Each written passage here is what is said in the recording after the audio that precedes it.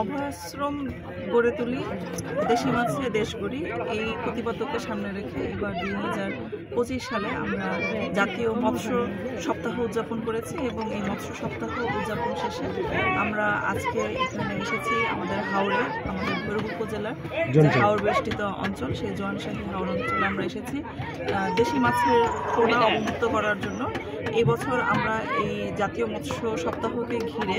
আমাদের পুরো উপজেলায় 515 কেজি বিভিন্ন প্রজাতির মাছের পোনা আমরা সারা উপজেলার বিভিন্ন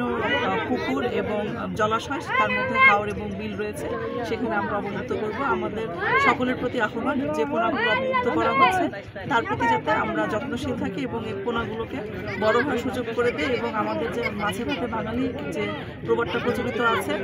সেটার যে যথার্থতা সেটা যাতে আমরা আমাদের আচরণে এবং আমাদের সামাজিক জীবনে প্রকাশ করি এবং আমরা আমাদের যে পুষ্টির যে ব্যবস্থা মাছ থেকে হয় সেটা যাতে আমরা পাই। সবাই